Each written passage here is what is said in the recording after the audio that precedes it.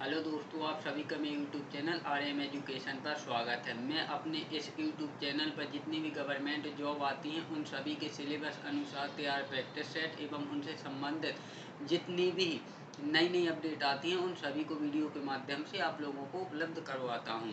जैसे कि हमने पिछले जो पटवारी का एग्ज़ाम हुआ है उसके लिए भी प्रैक्टिस सेट तैयार किए थे, और जो अभी हमारी माध्यमिक शिक्षक वर्ग 2 की पात्रता परीक्षा हुई है उसके लिए भी मैंने प्रैक्टिस सेट तैयार किए थे।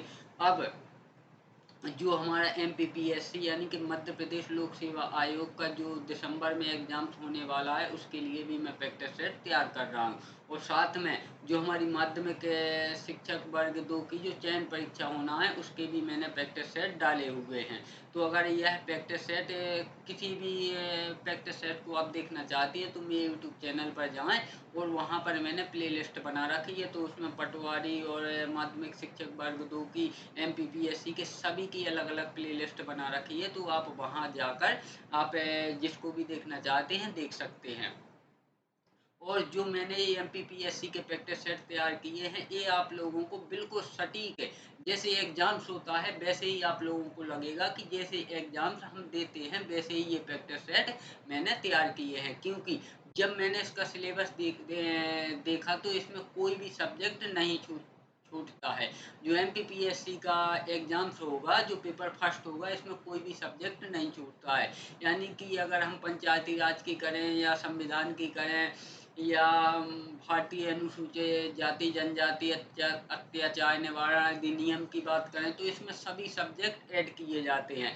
तो मैंने ये जो प्रैक्टिस सेट बनाए हैं इसमें भी सभी सब्जेक्ट ऐड किए हैं। आप लोगों को इन प्रैक्टिस सेटों में कोई भी कमी नहीं लगेगी। तो अगर फिर भी आप लोगों को कोई कमी लगती है तो आप कमेंट्स कर दें, मैं उस कमी को सुधार करूँगा। और पहले आप इस पूरे प्रैक्टिस सेट को देखें। अगर आप लोगों को फिर भी इसमें लगती है कि कोई कमी है तो आप कमेंट्स करके बता दें, मैं उसको भी सुधार करूँगा। और दोस्तों, मैंने ये पूरे 100 क्वेश्चन के जिस प्रकार से हमारा प्री का टेस्ट होता है पेपर फर्स्ट, उसी प्रकार से मैंने ये प्रैक्टिस सेट तैयार किए हैं। और पेपर सेकंड है जो हमारा उसका कोई इतना अधिक हमारे इस प्री एग्जाम्स में उतना अधिक नहीं होता है, क्योंकि वो जो केवल क्वालिफाइंग होता है, जो पेपर सेकंड होता है उसको केवल हमें क्वालिफाई करना पड़ता है, यानी 33-34% नंबर लाने पड़ते हैं। बाकी जो हमारी मेरिट बनती है वह इसी पेपर फर्स्ट से बनती है। तो इसमें सभी जो सब्जेक्ट है वह कवर किए जाते हैं, चाहे आपका कोई भी सब्जेक्ट हो। तो इन प्रैक्टिस सेटों को आप जरूर देखें क्योंकि इसमें सभी सब्जेक्ट कवर किए होते हैं। तो आप कोई भी गवर्नमेंट जॉब का आपने फॉर्म भरा हो, अगर यह प्रैक्टिस सेट आप देखते हैं तो यह आपको सभी गवर्नमेंट जॉब के लिए हेल्प करेगा। तो चलिए, आज हम MPPSC यानी मध्य प्रदेश लोक सेवा आयोग का जो प्री टेस्ट पेपर फर्स्ट है उसके लिए मैंने प्रैक्टिस सेट तैयार किए हैं। तो आज हम प्रैक्टिस सेट 2 पढ़ेंगे, और मैंने प्रैक्टिस सेट 1 पहले बना दिया है। अब आप लोगों को प्रतिदिन एक नया प्रैक्टिस सेट मिलेगा। तो चैनल को सब्सक्राइब जरूर कर लें और साथ में बेल नोटिफिकेशन को ऑल पर क्लिक कर लें, जिससे मैं जितने ही प्रैक्टिस सेट डालूँ उसका सीधा नोटिफिकेशन आप तक पहुँच जाए, वो आप कोई भी प्रैक्टिस सेट मिस ना कर सकें। तो चलिए आज हमारा प्रैक्टिस सेट नंबर 2 स्टार्ट करते हैं। अब आप इस पूरे प्रैक्टिस सेट को देखिए और मैंने इसको कितनी अच्छी तरह सजाया है, यानी कि आपको किसी भी सब्जेक्ट की कोई भी कमी इसमें नहीं लगेगी। तो चलिए आज का हमारा प्रैक्टिस सेट स्टार्ट करते हैं। तो क्वेश्चन नंबर पहला, खासी गारो और जयंतियां पहाड़ियां शिस्तात हैं। तो खासी गारो और जयंतियां पहाड़ियां जो शिस्तात हैं वह हमारे भारत के मेघालय राज्य में। ऑप्शन सी, मेघालय राज्य में। क्वेश्चन नंबर 2, कौन सा एक प्रोटीन है जो मानव शरीर में पाया जाता है। तो मानव शरीर में कोलेजन भी पाया जाता है, इंसुलिन भी पाया जाता है और हीमोग्लोबिन भी पाया जाता है। यह तीनों ही प्रोटीन मानव शरीर में पाए जाते हैं, क्योंकि इंसुलिन है जो वह हमारे शरीर में जो शर्करा है, जिसे शुगर की बीमारी भी बोलते हैं, उसकी शर्करा की मात्रा को नियंत्रित करता है। और जब किसी व्यक्ति के शरीर में इंसुलिन नहीं बनता है तो उसमें शर्करा की मात्रा ज़्यादा हो जाती है और उसे शुगर या शक्कर की बीमारी, या जिसे देहात में शक्कर की बीमारी भी बोलते हैं, वह व्यक्ति उससे ग्रसित हो जाता है। और हीमोग्लोबिन होता है यह हमारे खून में होता है, जो ऑक्सीजन को ले जाने का कार्य करता है। तो यह तीनों ही प्रोटीन मानव शरीर में पाए जाते हैं। तो इसका जो राइट आंसर है वह है ऑप्शन डी। क्वेश्चन नंबर 3, मध्य भारत में हीरों का खनन कहाँ होता है? तो मध्य भारत में हीरों का खनन पन्ना मध्य प्रदेश में होता है। यानी कि जो मध्य प्रदेश का पन्ना जिला है वहाँ हीरों का खनन होता है। Option C. ये तो जहाँ तक है आप लोगों को सभी को पता होगा कि ये जो मध्य प्रदेश में हीरे हैं वह पन्ना में पाए जाते हैं। क्वेश्चन नंबर 4, अंतर्राष्ट्रीय योग दिवस प्रत्येक वर्ष डॉट डॉट डॉट को मनाया जाता है। तो अंतर्राष्ट्रीय योग दिवस प्रत्येक वर्ष 21 जून को मनाया जाता है। ऑप्शन ए, 21 जून को मनाया जाता है। क्वेश्चन नंबर 5, भारत का राष्ट्रीय पंचांग किस संवत पर आधारित है? तो भारत का राष्ट्रीय पंचांग पंचांग तो इसका जो राइट आंसर है वह है ऑप्शन सी, यानी कि भारत का राष्ट्रीय पंचांग शक संवत पर आधारित है। ऑप्शन सी, भारत का राष्ट्रीय पंचांग शक संवत पर आधारित है। क्वेश्चन नंबर 6, किस गवर्नर जनरल के शासन के दौरान भारतीय सिविल सेवा यानी कि आईसीएस शुरू की गई थी? तो वह की गई थी लॉर्ड कॉर्नवालिस के शासनकाल में। Option D, Lord Cornwallis. और कहीं कहीं लॉर्ड कॉर्नवालिस ही, केवल वॉलिस ही लिखा रहता है, तो आप इसमें भ्रमित ना हो। ऑप्शन डी, यानी कि लॉर्ड कॉर्नवालिस के शासन के दौरान भारतीय सिविल सेवा यानी कि आईसीएस शुरू की गई थी। Option D. क्वेश्चन नंबर 7, राष्ट्रीय हित के लिए किसे प्रभावी बनाने की जरूरत है? तो राष्ट्रीय हित के लिए पुलिस व्यवस्था को प्रभावी बनाने की जरूरत है। ऑप्शन ए, पुलिस व्यवस्था को। Option A. क्वेश्चन नंबर 8, महिलाओं का घरेलू हिंसा से संरक्षण अधिनियम किस वर्ष में पारित किया गया था? तो महिलाओं का घरेलू हिंसा से संरक्षण अधिनियम 2005 में पारित किया गया था। ऑप्शन डी, 2005 में। तो आप लोग देखिए, जब इस पूरे प्रैक्टिस सेट को देखेंगे आप, तो आपको ऐसा लगेगा कि बिल्कुल जैसे एग्जाम्स में क्वेश्चन आते हैं, बिल्कुल वैसे ही क्वेश्चन मैंने इसमें डाले हुए हैं। और हर सब्जेक्ट के आप लोगों को ऐसा लगेगा कि जैसे हम एग्जाम्स ही दे रहे हैं। तो दोस्तों, आप लोग वीडियो को लाइक जरूर कर दिया करें और चैनल को सब्सक्राइब भी कर लें, क्योंकि आप लोगों को खुद पता है कि टाइपिंग करने में कितनी मेहनत लगती है। एक एक क्वेश्चन पहले किताबों से ढूंढो, उसके बाद टाइपिंग करो, उसके बाद आप लोगों को उपलब्ध करवाता। तो आप लोग दोस्तों वीडियो को लाइक जरूर कर दिया करें, क्योंकि इससे हमारा हौसला बढ़ता है कि इतने लोगों ने हमारा वीडियो पसंद किया है। क्योंकि आप लोग खुद ही सोचिए कि पहले किताबों से क्वेश्चनों को छांटना, सभी सब्जेक्ट के अलग अलग किताबों से छांटना, उसके बाद टाइपिंग करना, उसके बाद आप लोगों को उपलब्ध करवाता हूँ। और जो मैं प्रैक्टिस सेट दे रहा हूँ, ये समझिए आप कि ये सभी किताबों का निचोड़ मिल रहा है आपको। ऐसी कोई भी किताब नहीं है जिससे मैंने कहीं से 2 क्वेश्चन, कहीं से 4 क्वेश्चन, कहीं से 10 क्वेश्चन, ऐसे करके मैंने सभी किताबों को आप लोगों को निचोड़ दूंगा। यानी कि मैं जितने भी प्रैक्टिस सेट दूंगा, तो उसमें आप लोगों को सभी किताबों से क्वेश्चन मिलेंगे। तो चलिए अगले क्वेश्चन पर बढ़ते हैं। क्वेश्चन नंबर 9, स्वतंत्र भारत का पहला केंद्रीय बजट किसने प्रस्तुत किया? तो स्वतंत्र भारत का पहला केंद्रीय बजट आर के षणमुखम चेट्टी ने प्रस्तुत किया। ऑप्शन ए, आर के षणमुखम चेट्टी ने। Option A. क्वेश्चन नंबर 10, निम्नलिखित में से कौन सा भारत में प्रत्यक्ष कर नहीं है? तो वस्तु एवं सेवा कर भारत में प्रत्यक्ष कर नहीं है। ऑप्शन ए, वास्तु एवं सेवा कर। क्वेश्चन नंबर 11, लोक चित्रों की एक शैली मधुबनी भारत में निम्न में से किस एक राज्य में लोकप्रिय है? तो यह है बिहार राज्य में। ऑप्शन सी, बिहार राज्य में। क्वेश्चन नंबर 12, मध्य प्रदेश उच्च न्यायालय के पहले मुख्य न्यायाधीश कौन थे? तो मध्य प्रदेश उच्च न्यायालय के पहले मुख्य न्यायाधीश थे, वह थे न्यायमूर्ति एम हिदायतुल्ला। ऑप्शन डी, न्यायमूर्ति M Hidayatullah, option D. Question number 13, Bharat में तंबाकू का सबसे बड़ा उत्पादक राज्य कौन सा है? तो भारत में तंबाकू का सबसे बड़ा उत्पादक राज्य है, वह है Andhra Pradesh, option C, Andhra Pradesh. Question number 14, Vidisha में उदयगिरी में कितनी गुफाएं हैं? तो विदिशा में उदयगिरी में टोटल 20 गुफाएं हैं, ऑप्शन ए। विदिशा में उदयगिरी में 20 गुफाएं हैं, option A.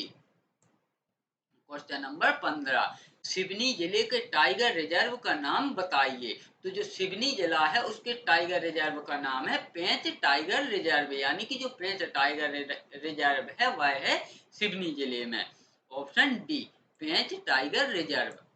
Question number 16, Bharat के प्रथम उपग्रह का नाम क्या नाम है? तो जो भारत का प्रथम उपग्रह था उसका नाम था Aryabhatta, option C, Aryabhatta. Question number 17, तो जो मैंने प्रैक्टिस सेट फर्स्ट बनाया था तो उसमें कहीं पर ए बी सी डी करके इस प्रकार से ऑप्शन थे, और कहीं कहीं आवासादा इस प्रकार से थे। तो मैंने सोचा कि एक ही तरह के बना ले, बाकी अलग अलग किताबों से क्वेश्चन लिए जाते हैं, लेकिन इनको इनको मैं ABCD में टाइपिंग करने में ABCD में सही कर देता हूँ, जिससे आप लोगों को कोई दिक्कत ना हो। चलिए क्वेश्चन नंबर 17, किस राज्य सरकार ने तानसेन सम्मान की स्थापना की है? तो वह की है मध्य प्रदेश राज्य ने, ऑप्शन डी, यानी कि मध्य प्रदेश राज्य ने तानसेन सम्मान की स्थापना की है। Question number 18, Phantom limb syndrome की खोज किसने की? तो फैंटम लिम्ब सिंड्रोम की खोज की थी, वह की थी VS रामचंद्रन ने, ऑप्शन ए, VS रामचंद्रन ने, ऑप्शन ए। क्वेश्चन नंबर 19, जनहित को किससे जोड़कर देखा जा सकता है? तो जनहित को राष्ट्र हित से जोड़कर देखा जा सकता है, ऑप्शन बी, राष्ट्र हित से जोड़कर देखा जा सकता है। क्वेश्चन नंबर 20, पश्चिमी देशों में जनहित को प्रेरित करने वाला आयाम है। तो पश्चिमी देशों में जनहित को प्रेरित करने वाला आयाम है न्याय व्यवस्था, ऑप्शन सी, न्याय व्यवस्था, ऑप्शन सी। क्वेश्चन नंबर 21, निम्नलिखित में से कौन सी भाषा अधिकांश स्थानीय लोगों द्वारा बोली जाती है और इसे कास्टेलानो भी कहा जाता है? तो वह है स्पेनिश, ऑप्शन बी, वह है स्पेनिश। क्वेश्चन नंबर 22, बच्चों की फिल्म संस्था जो बच्चों के लिए फीचर फिल्मों और लघु फिल्मों का निर्माण करती है डॉट डॉट डॉट में गठित की गई थी? तो वह गठित की गई थी 1955 में, ऑप्शन बी, 1955 में, option B. Question number 23, Akhil Bharatiya खिलाफत सम्मेलन नवंबर 1919 में आयोजित हुआ था, यह कहाँ हुआ था? तो यह हुआ था दिल्ली में, ऑप्शन डी, यह आयोजित हुआ था दिल्ली में, ऑप्शन डी। दोस्तों, अगर यह प्रैक्टिस सेट आप पूरे देखते हो तो आप लोगों ने किसी भी गवर्नमेंट जॉब का फॉर्म डाला हो, यह आप लोगों को हर किसी जॉब में हेल्पफुल रहेंगे, क्योंकि मैंने इसमें जो सब्जेक्ट डाले हैं वह सभी सब्जेक्ट डाले हैं, वो भी पुराने जो पेपर इसके जो MPPSC के 2022-23 में जो एग्जाम्स हुए हैं उसके पेपर को पहले मैंने अच्छी तरह रीड किया, उसके बाद जो इसका सिलेबस है वह देखा, उसके बाद ये प्रैक्टिस सेट तैयार किए हैं। तो आप लोगों ने कोई भी गवर्नमेंट जॉब का फॉर्म भरा हो, यह प्रैक्टिस सेट आप लोगों को सभी में हेल्पफुल रहेंगे, क्योंकि इसमें सभी सब्जेक्ट डले हुए हैं। तो आप ये प्रैक्टिस सेटों को पूरा देखें और साथ में चैनल को सब्सक्राइब कर लें, क्योंकि मैं प्रतिदिन ऐसा ही एक नया प्रैक्टिस सेट अपने इसी YouTube चैनल पर अपलोड करूंगा। तो चैनल को सब्सक्राइब जरूर कर लें और वीडियो को लाइक जरूर कर दिया करें दोस्तों, इससे हम लोगों का हौसला बढ़ता है और हमें लगने लगता है कि हमारी मेहनत सफल हुई। चलिए क्वेश्चन नंबर 24, सिविल सेवा दिवस प्रत्येक वर्ष डॉट डॉट डॉट को मनाया जाता है। तो सिविल सेवा दिवस प्रत्येक वर्ष 21 अप्रैल को मनाया जाता है। ऑप्शन ए 21 अप्रैल को मनाया जाता है। Option A. क्वेश्चन नंबर 25 किस संशोधन द्वारा स्थानीय सरकारी निकायों के चुनावों को अनिवार्य कर दिया गया है? तो वह कर दिया गया है 73वें संविधान संशोधन के द्वारा। ऑप्शन बी 73वें संविधान संशोधन के द्वारा।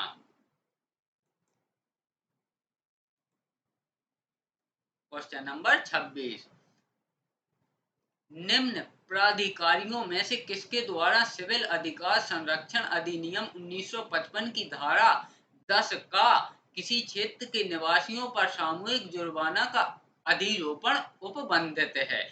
तो वह है राज्य सरकार द्वारा। ऑप्शन डी राज्य सरकार द्वारा। क्वेश्चन नंबर 27 है अधिनियम की किस धारा में अस्पृश्यता से उत्पन्न अन्य अपराधों के लिए दंड का प्रावधान किया गया है? तो वह किया गया है धारा 7। ऑप्शन सी धारा 7 के अपराधों के अंतर्गत है। यानी कि अगर हम इस क्वेश्चन को समझें तो अधिनियम की किस धारा, यानी कि जो अधिनियम बना है उसकी किस धारा में अस्पृश्यता यानी कि छुआछूत से उत्पन्न, यानी कि जो लोग छुआछूत करते हैं उससे उत्पन्न भेदभाव हुआ या उसको मारपीट करना या कोई भी अपराध किया है तो उसका जो दंड का प्रावधान है वह है धारा 7 में। ऑप्शन सी धारा 7 में। क्वेश्चन नंबर 28 अस्पृश्यता यानी कि जो छुआछूत भेदभाव है के आचरण को न्यायोचित ठहराना अपराध है। सिविल अधिकार संरक्षण अधिनियम 1955 के अंतर्गत क्या सही है? तो यह बिल्कुल सही है। ऑप्शन ए क्योंकि अस्पृश्यता यानी कि छुआछूत भेदभाव का कोई आचरण करता है तो उसको न्यायोचित यानी कि उसे न्याय के उचित ठहराना अपराध है। यानी कि कोई लोग कहें कि नहीं तुम भेदभाव कर रहे हो तो बहुत अच्छा है, तो इसको ठहराना एक अपराध है। तो इसका जो आंसर देना था वह है हाँ में रहेगा, क्योंकि सिविल अधिकार संरक्षण अधिनियम 1955 के अंतर्गत क्या सही है?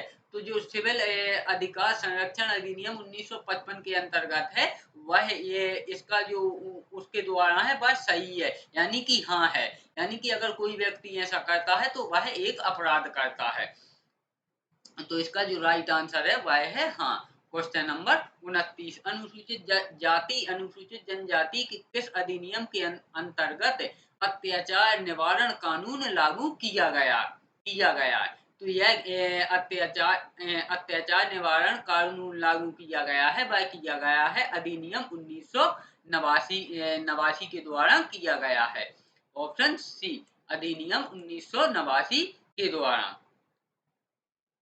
क्वेश्चन नंबर 30 है अनुसूचित जाति तथा अनुसूचित जनजाति को किस अनुच्छेद के अंतर्गत मौलिक सामाजिक आर्थिक राजनीतिक तथा सांस्कृतिक अधिकार दिया गया है? तो वह दिया गया है अनुच्छेद 17, यानी कि जो भारतीय संविधान का अनुच्छेद 17 है उसमें स्पष्ट कहा गया है कि आप किसी भी व्यक्ति से अस्पृश्यता यानी कि छुआछूत और भेदभाव नहीं कर सकते हैं। ऑप्शन डी अनुच्छेद 17।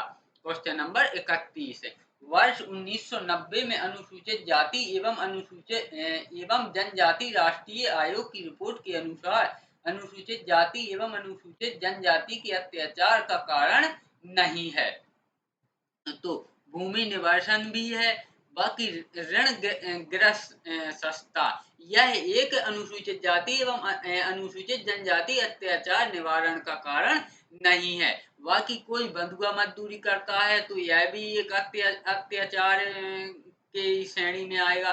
धार्मिक कारण यानी कि कोई धार्मिक आधार पर छुआछूत या भेदभाव करता है तो यह भी एक अत्याचार के कारण में आएगा। बाकी ऋण ग्रस्तता यह एक अत्याचार के कारण में नहीं आएगा। तो इसका जो राइट आंसर है वह है ऑप्शन बी।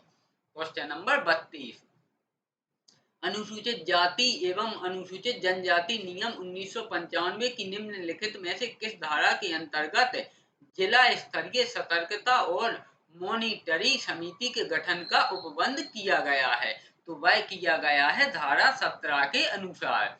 ऑप्शन डी धारा 17। Question number 33। कौन सा कोशिका अंगक एक कोशिका में विष तथा दवा को निराविषीकरण करने में महत्वपूर्ण भूमिका निभाता है? तो वह है चिकनी अंतर्द्रव्यी जालिका। ऑप्शन ऑप्शन सी चिकनी अंतर्द्रव्यी जालिका। अगर इसे हम इंग्लिश में कहें, आप लोगों ने कोशिका चैप्टर में पढ़ा होगा, किसी को इंडोप्लाज्मिक रेटिकुलम कहते हैं इंग्लिश में, और इसे शॉर्ट में ईपीवी बोलते हैं। तो इसका जो राइट आंसर है वह है चिकनी अंतर्द्रव्यीय जालिका। क्वेश्चन नंबर 34 है। पौधों की आयु निम्न की गणना के द्वारा निर्धारित की जाती है? तो जो पौधों की आयु की गणना की जाती है वह की जाती है जाइलम वलय के द्वारा। ऑप्शन सी जाइलम वलय के द्वारा। Option C. Question number 35। एक बैक्टीरिया अत्यधिक गर्मी, शुष्कता और विषैली रासायनिक वस्तुओं को सहने की क्षमता रखता है। इससे यह पता चलता है कि यह संभवतः डॉट डॉट डॉट बना सकता है। तो यह संभवतः एंडोस्पोर्स बना सकता है। ऑप्शन डी एंडोस्पोर्स बना सकता है। क्वेश्चन नंबर 36 है। जब आप एक कॉइल स्प्रिंग को संपीड़ित करते हैं तो आप उस पर काम करते हैं। प्रत्यास्थ स्थितिज ऊर्जा डॉट डॉट डॉट है। तो यहाँ प्रत्यास्थ स्थितिज ऊर्जा बढ़ती है। ऑप्शन डी प्रत्यास्थ स्थितिज ऊर्जा बढ़ती है। Question number 34। पार्क में स्लाइड को चिकना कर चमकाया जाता है। तो यह इसलिए चमकाया जाता है ताकि घर्षण कम करने के लिए। ऑप्शन सी घर्षण कम करने के लिए। Option C. Question number 38।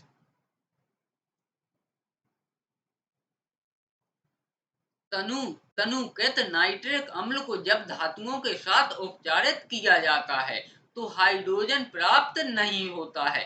कथन जो इस प्रवृत्ति को उचित ठहराता है वह है, तो वह है ऑप्शन ए। हमारा आंसर यही मिल गया। तनुकृत नाइट्रिक अम्ल एक ऑक्सीकारक है, इसलिए इसलिए यह अम्ल अम्ल को जब धातुओं के साथ उपचारित किया जाता है तो हाइड्रोजन प्राप्त नहीं होता है। ऑप्शन ए तनुकृत नाइट्रिक अम्ल का ऑक्सीकारक है। Question number 39। अपतरण के जीव वैज्ञानिक नियंत्रण में ओपेंसिया अपतरण के नियंत्रण हेतु प्रयुक्त होने वाले कीट का नाम बताइए? तो वह कीट है कांचनली कीट। ऑप्शन सी कांचनली कीट कीट। Option C. Question number 40। Electric iron में माइका शीर्ष का उपयोग किया जाता है क्योंकि? तो इलेक्ट्रिक आयरन में माइका शीर्ष का उपयोग इसलिए किया जाता है क्योंकि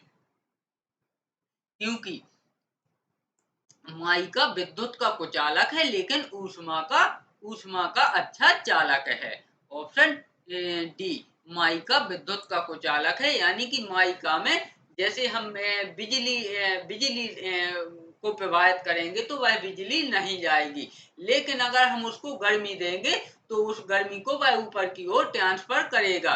तो यानी कि वह विद्युत का कुचालक है लेकिन ऊष्मा का चालक है, इसलिए इसका माइका का प्रयोग किया जाता है। Question number 41। निम्नलिखित में से कौन से विलयन का पीएच मान न्यूनतम होगा? तो इसमें जो नींबू का रस है इस विलयन का पीएच मान न्यूनतम रहेगा। ऑप्शन डी क्योंकि नींबू के रस का पीएच मान लगभग 2.2 होता है। और जो पीएच स्केल होता है यानी कि पावर ऑफ हाइड्रोजन स्केल होता है, इसको आपने पढ़ा भी होगा।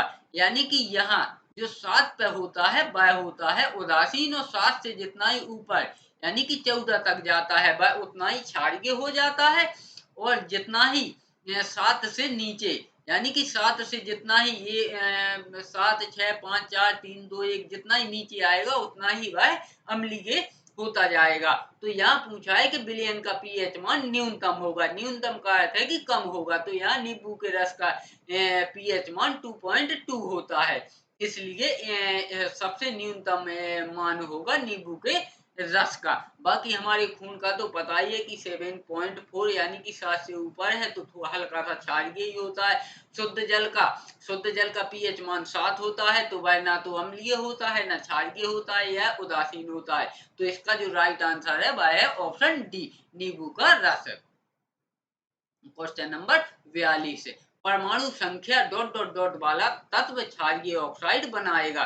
तो यहाँ जो परमाणु संख्या 11 वाला तत्व है वह क्षारीय ऑक्साइड बनाएगा।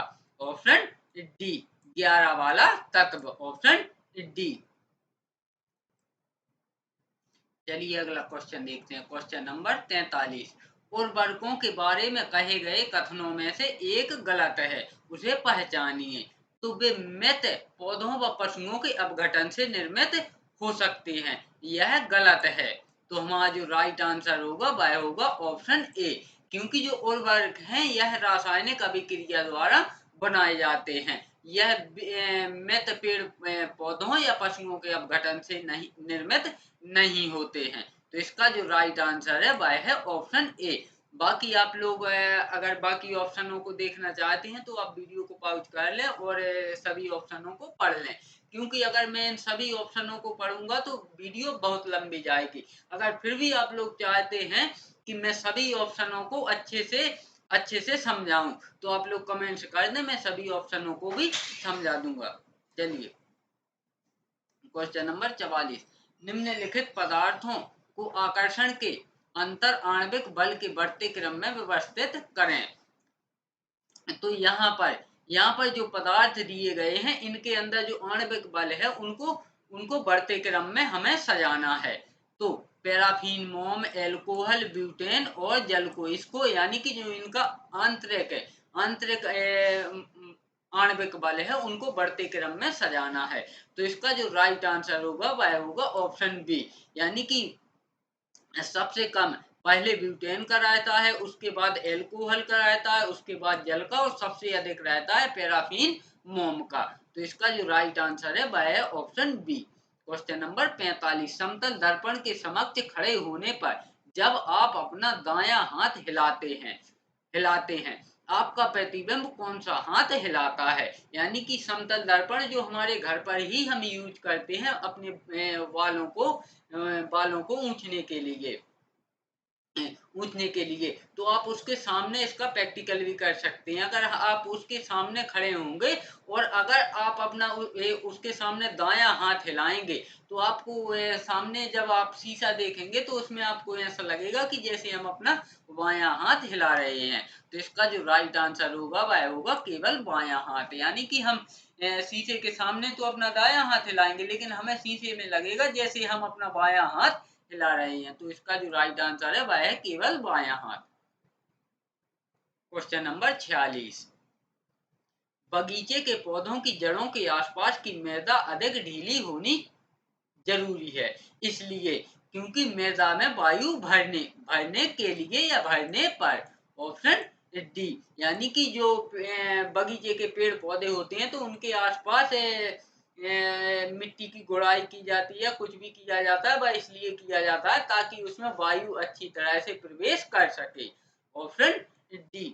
क्वेश्चन नंबर 47, ग्रेसों तथा नमी का मार्ग पत्तियों तथा तनों कहलाने वाले छिद्रों के द्वारा नियंत्रित होता है। तो वह है रंध्र, यानी कि रंध्र छिद्रों के द्वारा नियंत्रित होता है। Option A. क्वेश्चन नंबर 48, निम्नलिखित में से कौन ग्रीन हाउस गैस नहीं है। तो यहाँ जो ओजोन है वह भी ग्रीन हाउस गैस है, कार्बन डाइऑक्साइड भी ग्रीन हाउस गैस है, लेकिन जो ऑक्सीजन है वह ग्रीन हाउस गैस नहीं है। Option C. बाकी मीथेन भी एक ग्रीन हाउस गैस है। तो इसका जो राइट आंसर है वह है ऑप्शन सी, ऑक्सीजन एक ग्रीन हाउस गैस नहीं है। क्वेश्चन नंबर 49, निम्नलिखित उपकरण में से किसका उपयोग पेट्रोल तथा जल के मिश्रण को अलग करने के लिए किया जा सकता है। तो पृथककारी कीप का उपयोग जल के मिश्रण को अलग करने के लिए किया जा सकता है। ऑप्शन सी, ऑप्शन सी, पृथककारी कीप का उपयोग जल के मिश्रण को अलग करने के लिए किया जा सकता है। क्वेश्चन नंबर 50, प्रकृति में एक मुक्त तत्व के रूप में कभी नहीं पाया जाता है। तो प्रकृति में एक मुक्त तत्व के रूप में कैल्शियम कैल्शियम कभी नहीं पाया जाता है। ऑप्शन ए, कैल्शियम कभी नहीं पाया जाता है क्योंकि कैल्शियम सबसे सबसे रिएक्टिव पदार्थ होता है और यह किसी भी अन्य पदार्थ बहुत जल्दी क्रिया कर लेता है, इसलिए यह कभी भी प्रकृति में एक मुक्त तत्व के रूप में नहीं पाया जाता है। क्वेश्चन नंबर 51, साधारण स्थायी ऊतकों के 3 प्रकार हैं। तो वह कौन कौन से हैं 3 प्रकार? तो ऑप्शन सी, पेरेनकाइमा, कोलेनकाइमा और स्क्लेरेनकाइमा, यह तीनों प्रकार हैं। Option C. क्वेश्चन नंबर 52, विद्युत अपघटन के विषय में निम्न में से कौन सा तथ्य सत्य नहीं है? तो विद्युत अपघटन के विषय में दोनों आयन समान मात्रा में इलेक्ट्रोड्स की ओर तब तक जाते हैं जब तक कि वे एक दूसरे को निरस्त ना कर दें। यह विद्युत अपघटन के विषय में सत्य नहीं है। तो इसका जो राइट आंसर है वह है ऑप्शन ए। बाकी के आप तीनों ऑप्शन को पढ़ना चाहते हैं तो वीडियो को थोड़ी देर पॉज कर लें, उसके बाद पढ़ लें, क्योंकि अगर मैं पढ़ूंगा तो वीडियो दोस्तों बहुत ही लंबी जाएगी और हो सकता है यह वीडियो मैं आपको एक ही पार्ट में दे रहा हूं। अगर आप लोगों को पसंद आता है तो ठीक है, क्योंकि वीडियो बहुत लंबी हो जाती है। और आप कमेंट्स करके बता दें अगर ज्यादा लंबी आपको वीडियो लगती है तो इनको मैं 2 पार्ट में डिवाइड कर दूंगा, यानी कि 50 क्वेश्चन हम पार्ट 1 में पढ़ेंगे और 50 क्वेश्चन यानी कि क्वेश्चन नंबर 51 से क्वेश्चन नंबर 1 से 50 तक हम पार्ट फर्स्ट में पढ़ लेंगे और क्वेश्चन नंबर 51 से और 100 तक पार्ट सेकंड में पढ़ लेंगे। तो उसमें आप लोगों को 2 पार्ट में डिवाइड हो जाएगा, तो आप लोगों को भी ये पढ़ने में आसानी रहेगी, क्योंकि वीडियो बहुत लंबी भी नहीं जाएगी। लेकिन अगर आप लोग चाहते हैं तो आप लोग कमेंट्स करके बता दें तो मैं उसी प्रकार से करूंगा। अगर आप लोग चाहते हैं कि हम पूरे 100 क्वेश्चन एक ही वीडियो में पढ़ना चाहते हैं तो उसके लिए भी आप कमेंट्स कर दें।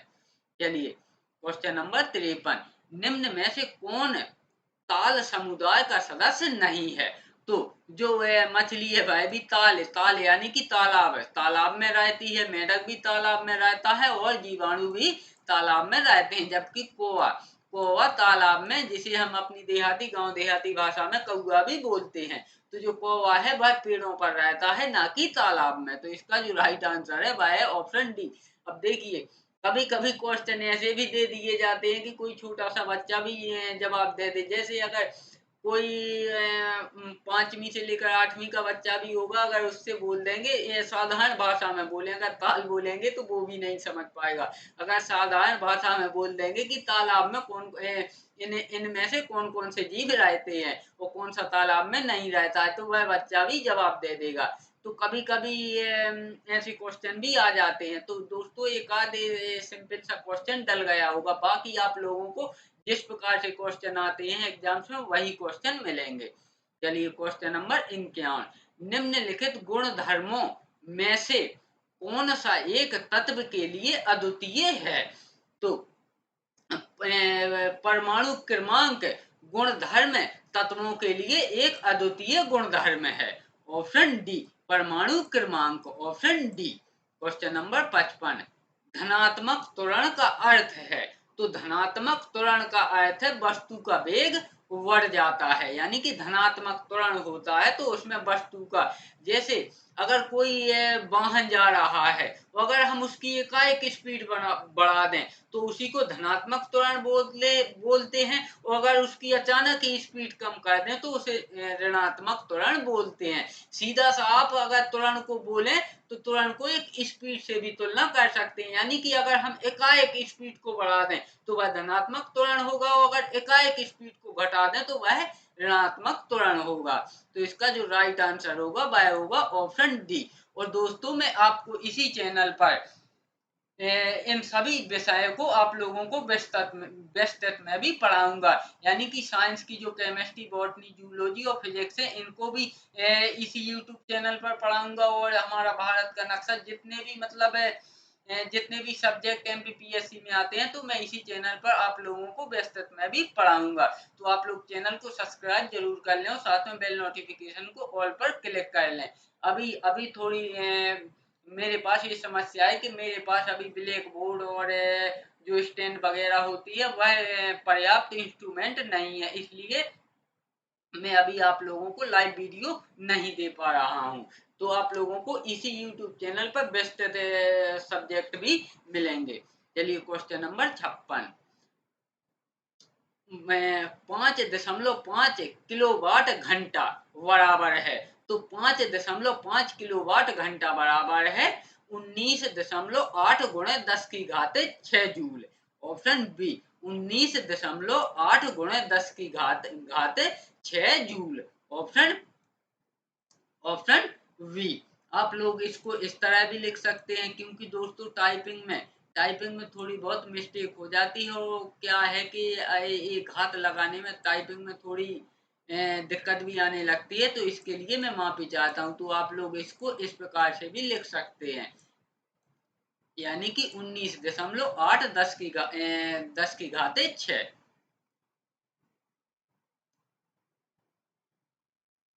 किस ग्रह को सुबह का तारा कहा जाता है? तो जो हमारा शुक्र ग्रह है इसको सुबह का तारा कहा जाता है। और क्वेश्चन ये भी आता है शुक्र ग्रह के बारे में कि सबसे चमकीला ग्रह कौन सा है, तो वह भी शुक्र ग्रह है। क्वेश्चन ये भी आ सकता है कि कार्बन डाइऑक्साइड के बादल किस ग्रह पर हैं, तो वह भी शुक्र ग्रह पे हैं। तो आप इन तीनों पॉइंटों को भी याद रखें। Option A. क्वेश्चन नंबर 58 अधिनियम के तहत अनुसूचित जाति के सदस्य का अस्पृश्यता यानी कि भेदभाव के आधार पर अपमान करेगा या अपमान करने का पालन करेगा वह दंडनीय होगा, तो वह दंडनीय होगा धारा 7 के अंतर्गत। ऑप्शन डी धारा 7 के अंतर्गत। Option D. क्वेश्चन नंबर 59 भारतीय संविधान के अनुच्छेद 17 के अधीन अस्पृश्यता यानी कि छुआछूत और भेदभाव के आधार पर प्रेतभूत होने वाले किसी अधिकार का प्रयोग करने से निवास रद्द करने वाले का दंड होगा। यानी कि कोई भी व्यक्ति है तो उसकी जो मानसिकता है वह छुआछूत के प्रति बहुत ज्यादा है, और वह किसी व्यक्ति को छुआछूत और भेदभाव की दृष्टि से देखता है, या उसे किसी जाति सूचक शब्द से बुलाता है, या उसके बाद उसके साथ जातिवाद करता है, तो उसके लिए जो दंड होगा वह दंड क्या क्या होगा, इस क्वेश्चन में वही पूछा गया है। तो उसका जो दंड होगा वह होगा 1 माह का कारावास, यानी कि 1 माह से 6 माह तक का कारावास हो सकता है, और 100 रुपए से 500 रुपए तक का जुर्माना हो सकता है। तो इसका जो राइट आंसर है वह है ऑप्शन सी। क्वेश्चन नंबर 60 विधि विरुद्ध अनिवार्य श्रम कब अस्पृश्यता का आचरण समझा जाएगा? अधिनियम की किस धारा में वर्णित है? यानी कि विधि के विरुद्ध, यानी कि जो विधि है, यानी कि जो विधि का अर्थ है कि कानून, जो कानून के विरुद्ध अनिवार्य श्रम कब अस्पृश्यता का आचरण समझा जाएगा? तो वह समझा जाएगा जब कोई व्यक्ति धारा 7 का उल्लंघन करता है। ऑप्शन सी जब वह व्यक्ति किसी जैसे कोई अनुसूचित जाति अनुसूचित जनजाति वर्ग का कोई व्यक्ति आपके घर काम को आता है, वह काम करता है, आप उसके साथ छुआछूत या भेदभाव या किसी भी प्रकार का ऐसा बुरा आचरण करते हैं तो यह धारा 7 के अनुसार अनुसार दंडनीय अपराध होगा। वह धारा 7 में वर्णित है। ऑप्शन बी धारा 7। क्वेश्चन नंबर 61, किसी व्यक्ति के बारे में यह कब समझा जाएगा कि उसने अस्पष्टता से उद्भूत निर्योग्यता को लागू किया है। अब इस क्वेश्चन को समझिए आप, यानी कि किसी व्यक्ति के बारे में यह कब समझा जाएगा कि उसने भेदभाव और छुआछूत से उद्भूत, यानी कि भेदभाव छुआछूत से छुआछूत को समझकर निर्योग्यता को लागू किया है। यानी कि ये अगर कोई व्यक्ति है वह किसी अन्य व्यक्ति से जो कि निम्न वर्ग का है तो उसके साथ छुआछूत भेदभाव उसके मन के हिसाब से, यानी कि उसका मन है कि मैं इसके साथ छुआछूत भेदभाव करूं, तो उसके हिसाब से निर्योग्यता को लागू किया है। तो वह किया है किसी व्यक्ति से सफाई करने या बुहारने या कोई पशु हटाने को अस्पष्टता के आधार पर मजबूर करेगा, तो यह भी अस्पष्टता यानी कि भेदभाव छुआछूत के अंतर्गत माना जाएगा। किसी पशु की खाल खींचने या नाल काटने या इसी प्रकार का कोई अन्य काम करने हेतु अस्पष्टता के आधार पर मजबूर करना, तो यह दोनों ही कारण छुआछूत और भेदभाव के अंतर्गत यानी कि अस्पष्टता के अंतर्गत माने जाएंगे। तो इसका जो राइट आंसर होगा वह होगा ऑप्शन सी, यानी कि उपरोक्त ए तथा बी दोनों। क्वेश्चन नंबर 62, मॉनिटर होता है। तो जो मॉनिटर होता है वह यहाँ से हमारे कुछ कंप्यूटर के क्वेश्चन स्टार्ट हो गए। यानी कि आप लोग ये समझिए कि इन प्रैक्टिस सेटों में आप लोगों को किसी भी प्रकार की कोई भी कमी नहीं मिलेगी, क्योंकि मैंने इन प्रैक्टिस सेटों को जो हमारा 2021, 22, 19 में एग्जाम्स हुए हैं पहले मैंने उसका अध्ययन किया है, और उसके बाद जो हमारे 2023 का नोटिफिकेशन आया तो उसमें जो सिलेबस दिया गया है उसके अनुसार मैंने प्रैक्टिस सेट तैयार किए हैं। तो आप लोगों को इन प्रैक्टिस सेटों में कोई कमी मिलने की कोई गुंजाइश ही नहीं है। लेकिन आप लोगों को फिर भी लगता है कि इसमें कोई कमी है तो आप कमेंट्स कर लें, मैं उसको सुधार जरूर करूंगा। और दोस्तों आप लोग चैनल को सब्सक्राइब जरूर कर लें, क्योंकि दोस्तों आप खुद ही सोचिए कि पहले कितनी मेहनत करनी पड़ती है। पहले सभी किताबों से एक एक दो दो क्वेश्चन को छांटो, उसके बाद उनको अलग करो, उसके बाद उनको कंप्यूटर पर टाइप करो, उसके बाद आप लोगों को उपलब्ध करवाता हूं। तो आप लोग ये समझिए कि आप लोगों को केवल ये चुनिंदा चुनिंदा क्वेश्चन मिल रहे हैं, और ये जो प्रैक्टिस सेट हैं ये आप लोगों को सभी जितनी भी गवर्नमेंट जॉब है आपने किसी में भी फॉर्म भरा हो या सभी में आप लोगों को हेल्पफुल रहेगा। तो अब हमारे कुछ कंप्यूटर के क्वेश्चन स्टार्ट हो गए हैं। तो क्वेश्चन नंबर, यानी कि मॉनिटर होता है। तो मॉनिटर होता है एक output device. Option A monitor एक आउटपुट डिवाइस होता है। क्वेश्चन नंबर 63, एक ऑपरेटिंग सिस्टम नहीं है। तो जावा एक ऑपरेटिंग सिस्टम नहीं है, क्योंकि जावा एक कंप्यूटर लैंग्वेज है, ना कि ऑपरेटिंग सिस्टम। बाकी डॉस एक ऑपरेटिंग सिस्टम है, विंडो एक ऑपरेटिंग सिस्टम है, और यूनिक्स एक ऑपरेटिंग सिस्टम है, लेकिन जावा एक कंप्यूटर लैंग्वेज है, ना कि ऑपरेटिंग सिस्टम। क्वेश्चन नंबर 64, निम्न में से कौन एक एंटीवायरस सॉफ्टवेयर नहीं है। तो माई एसक्यूएल एक एंटीवायरस सॉफ्टवेयर नहीं है। Option B. बाकी नॉर्टन एक एंटीवायरस सॉफ्टवेयर है। कैस्पर्सकी यह भी एक एंटीवायरस सॉफ्टवेयर है, और मैकएसपी यह भी एक एंटीवायरस सॉफ्टवेयर है। क्वेश्चन नंबर 65, नोटपैड फाइल का डिफॉल्ट फाइल एक्सटेंशन क्या है। तो जो नोटपैड फाइल का डिफॉल्ट फाइल एक्सटेंशन होता है वह होता है TXT। ऑप्शन वी TXT, यानी कि ये टेक्स्ट फॉर्मेट में होता है, तो इसका जो डिफॉल्ट फाइल एक्सटेंशन होता है वह होता है TXT। क्वेश्चन नंबर 66, निम्न में से कौन MS एक्सेल में वर्टिकल यानी कि लंबवत सेल को संदर्भित करता है, जिसमें जानकारी भी हो सकती है। तो वह है स्तंभ। यानी कि जो स्तंभ है कंप्यूटर जो एमएस एक्सेल है उसमें स्तंभ वर्टिकल लंबवत सेल को संदर्भित करता है जिसमें जानकारी भी हो सकती है। तो इसका जो राइट आंसर है वह है ऑप्शन ए, इसे स्तंभ। क्वेश्चन नंबर 66, एमएस एक्सेल में यदि सूत्रों के लिए पंक्तियों या स्तंभों में डेटा की आवश्यकता है लेकिन शीट पर डैश नहीं होना चाहिए तो आप पंक्ति या स्तंभ को छिपा सकते हैं। ऑप्शन सी, तो आप पंक्ति या स्तंभ को छिपा सकते हैं। क्वेश्चन नंबर 68, 8 वृक्ष के एक समूह को डॉट डॉट डॉट रूप में जाना जाता है। तो 8 वृक्ष के एक समूह को वाइट के रूप में जाना जाता है। ऑप्शन ए, यानी कि 8 वृक्ष से एक वाइट बनता है। जैसा कि यहाँ क्वेश्चन में है कि 8 वृक्ष के एक समूह को एक वाइट कहते हैं या वाइट कहते हैं। क्वेश्चन नंबर 69, निम्न में से क्या एक सर्च इंजन है? तो www.google.com एक सर्च इंजन है। ऑप्शन ए, www.google.com एक सर्च इंजन है। Option A. Question number 70, MS word 2007 में मौजूद डॉक्यूमेंट को खोलने के लिए निम्नलिखित में से किस शॉर्टकट की का प्रयोग करना होगा? तो एमएस वर्ड 2007 में मौजूद डॉक्यूमेंट को खोलने के लिए निम्नलिखित में से कंट्रोल प्लस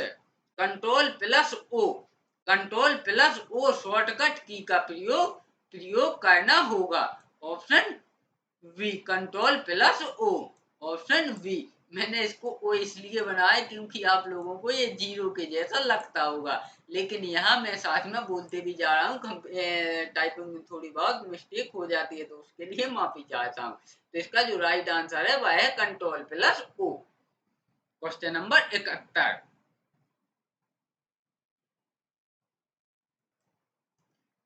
इंटरनेट पर कंप्यूटर को किसके द्वारा पहचाना जाता है? तो इंटरनेट पर कंप्यूटर को आईपी एड्रेस द्वारा पहचाना जाता है। ऑप्शन ए, इंटरनेट पर कंप्यूटर को आईपी एड्रेस द्वारा पहचाना जाता है। क्वेश्चन नंबर 72, निम्नलिखित में से कौन सा विकल्प एमएस एक्सेल 2007 में डाटा टैब में उपलब्ध होता है? तो शॉर्ट एवं फिल्टर विकल्प एमएस एक्सेल 2007 में डाटा टैब में उपलब्ध होता है। ऑप्शन सी, शॉर्ट एवं filter. Option C. Question number 73, dot dot डॉट की फाइल या फोल्डर को रीनेम करने के लिए प्रयोग की जाती है। तो F2 की फाइल या फोल्डर को रीनेम करने के लिए प्रयोग की जाती है। ऑप्शन सी, F2 की। क्वेश्चन नंबर 74, एमएस एक्सेल 2007 में उन अनेक सेल्स या रेंजस को सिलेक्ट करने के लिए जो कि एक दूसरे के संपर्क में नहीं है, आप क्या करेंगे? तो उसके लिए हम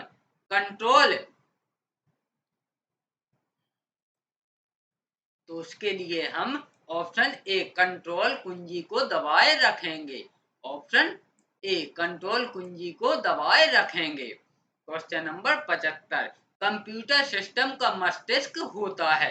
तो ये तो जहां तक है आप लोगों को सभी को पता होगा कि कंप्यूटर सिस्टम का मस्तिष्क यानी कि ब्रेन सेंट्रल प्रोसेसिंग यूनिट को कहा जाता है। अगर हम इसे इंग्लिश में कहें तो सीपीयू यानी कि central processing unit,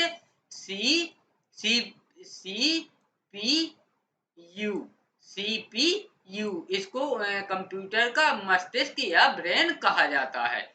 question number 76, निम्न में से क्या एमएस एक्सेल का एक वैध फंक्शन नहीं है? तो टोटल एमएस एक्सेल का एक वैध फंक्शन नहीं है। Option C, total.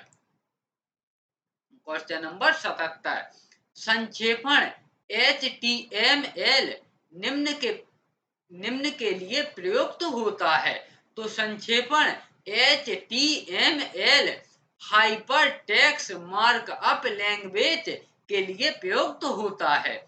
Option B hypertext markup language, option B.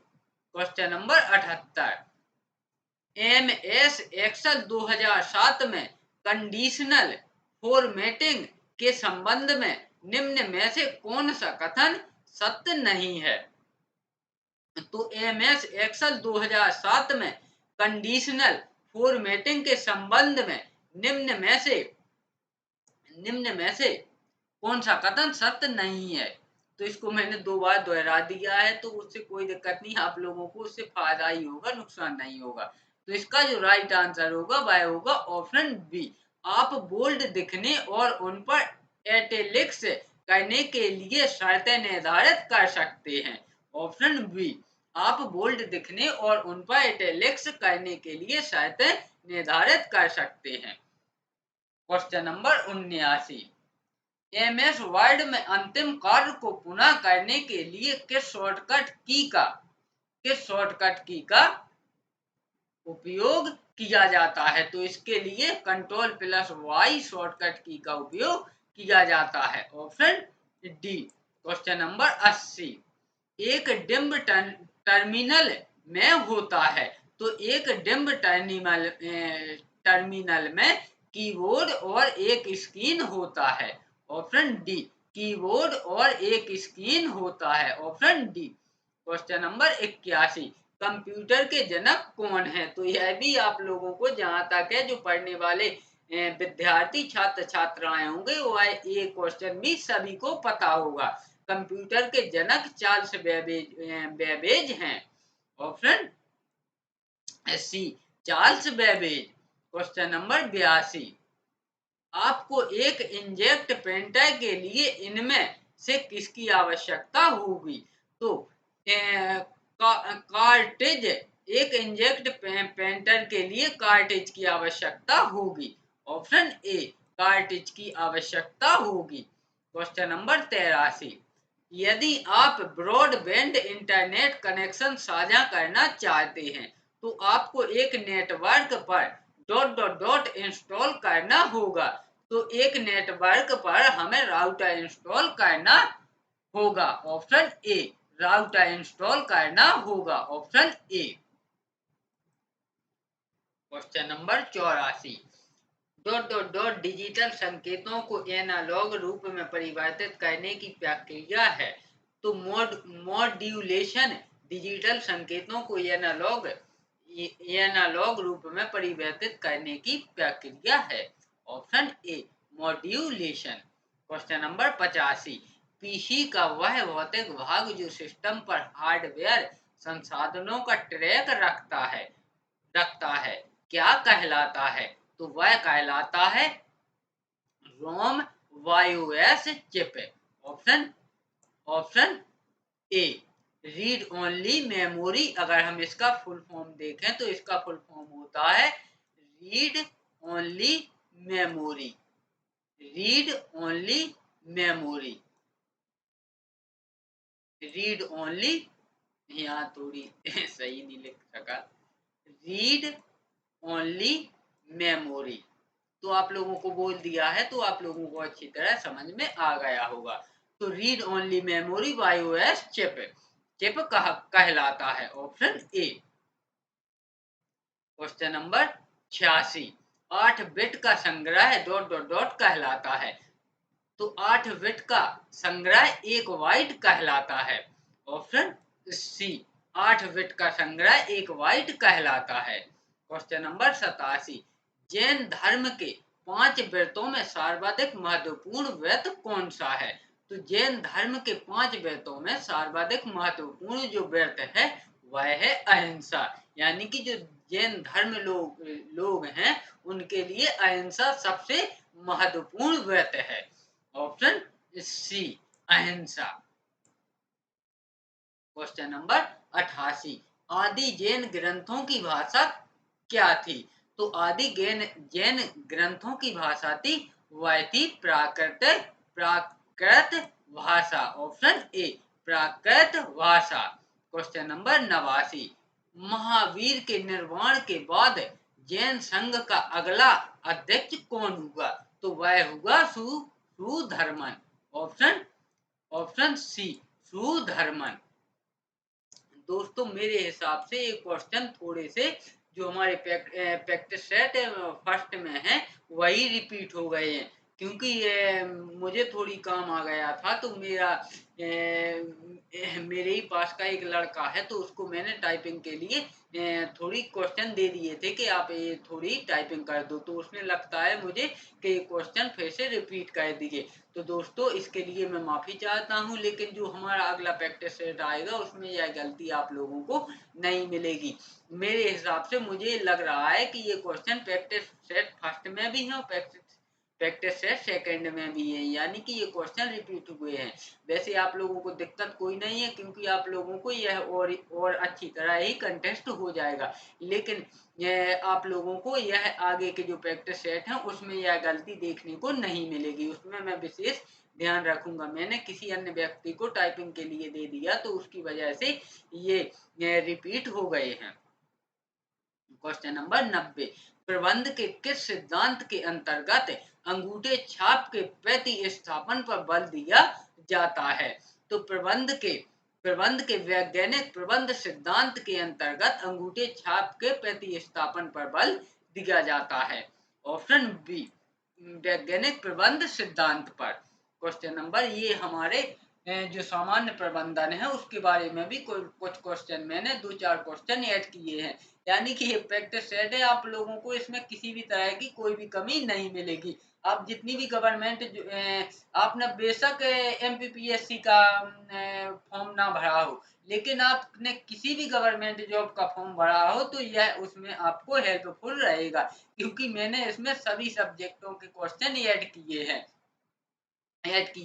और अगर ये प्रैक्टिस सेट आप लोग बार बार देख के कंठस्थ कर लेते हैं तो आप लोगों को यह सभी गवर्नमेंट जॉब के एग्जाम्स होंगे उसमें यह आप लोगों को बहुत ही फायदेमंद होंगे। चलिए क्वेश्चन नंबर 91, निर्देशन का प्रयोग किस प्रकार की संस्थाओं द्वारा किया जाता है? तो निर्देशन का प्रयोग केवल व्यावसायिक संस्थाओं द्वारा किया जाता है, बिल्कुल सही, इनके द्वारा किया जाता है। केवल सामाजिक संस्थाओं के द्वारा किया जाता है, बिल्कुल। केवल राजनीतिक संस्थाओं के द्वारा किया जाता है, बिल्कुल। तो यह तीनों के द्वारा ही प्रयोग किया जाता है, तो इसका जो राइट आंसर होगा वह होगा इन सभी के द्वारा। ऑप्शन डी, इन सभी के द्वारा, ऑप्शन डी। क्वेश्चन नंबर 92, प्रबंध का रचनात्मक एवं डॉट डॉट डॉट प्रक्रिया है? तो प्रबंध एक रचनात्मक एवं निरंतर प्रक्रिया है। ऑप्शन सी, प्रबंध एक रचनात्मक एवं निरंतर प्रक्रिया है। क्वेश्चन नंबर 93, क्वेश्चन नंबर 93, कौन सी अवधारणा प्रबंध क्रिया के रूप में नहीं है? तो प्रणाली के रूप में अवधारणा प्रबंध के क्रिया के रूप में नहीं है।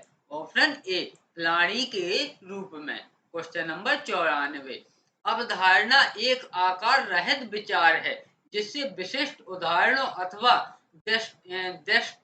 दृष्टांतों से सामान्यीकृत किया गया है, यह कथन है। तो यह कथन है वेबस्टर शब्दकोश का। ऑप्शन सी, वेबस्टर शब्दकोश का। क्वेश्चन नंबर 95, एक संस्था में सामान्य परिस्थितियों में नेतृत्व प्रदान किया जाता है, तो वह किया जाता है अधिकारी द्वारा। ऑप्शन वी, अधिकारी द्वारा, ऑप्शन वी। क्वेश्चन नंबर 96, औपचारिक संगठन का दोष है? तो औपचारिक संगठन का दोष ऐसे संगठन पहलपन की भावना को सीमित करते हैं, बिल्कुल सही है। ऐसे संगठन में समन्वय की एक भयंकर समस्या होती है, बिल्कुल सही है।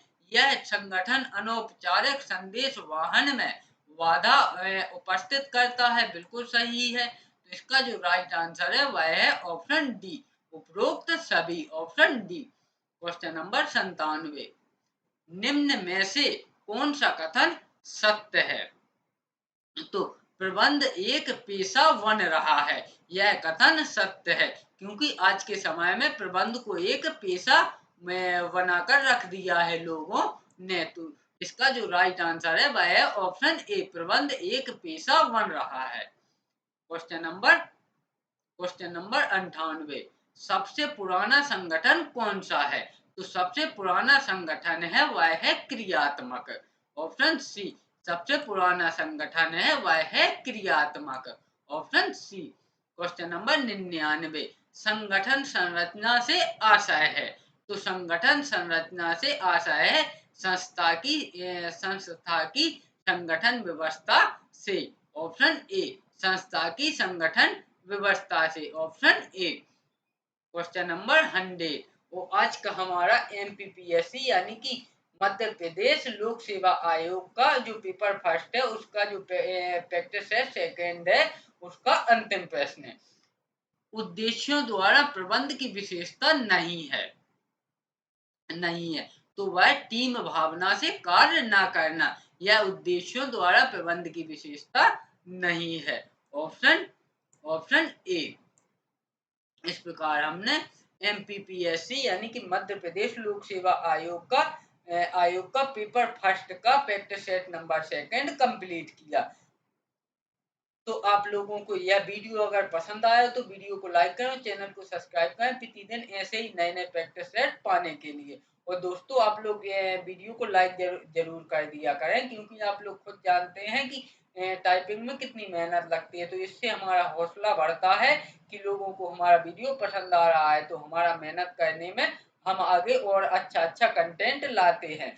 तो अगर आप लोगों को इस प्रैक्टिस सेट में मेरे हिसाब से तो कोई कमी मैंने रखी नहीं है, फिर भी आप लोगों को अगर कोई कमी समझ में आती है तो आप लोग कमेंट्स कर दें, मैं उस कमी को ठीक करूंगा। और यह वीडियो लगभग 1 घंटे की गई है, तो अगर आप लोगों को यह वीडियो बहुत लंबी लगती है तो आप लोग वो भी कमेंट्स में बता दें, तो मैं इसको 2 पार्ट में डिवाइड कर दूंगा। यानी कि 1 से 50 तक हम फर्स्ट पार्ट में कंप्लीट करेंगे, क्वेश्चन नंबर 51 से 100 तक सेकेंड पार्ट में कंप्लीट करेंगे। तो आप लोग कमेंट्स करके बता दें। और यह प्रैक्टिस सेट अगर आप लोग कंटेस्ट करते हैं तो जितनी भी गवर्नमेंट जॉब है, आपने किसी भी गवर्नमेंट जॉब का फॉर्म भरा हो, उन सभी के लिए आप लोगों को यह बहुत ही फायदेमंद होगा। तो चलिए वीडियो में अंत तक बने रहने के लिए धन्यवाद।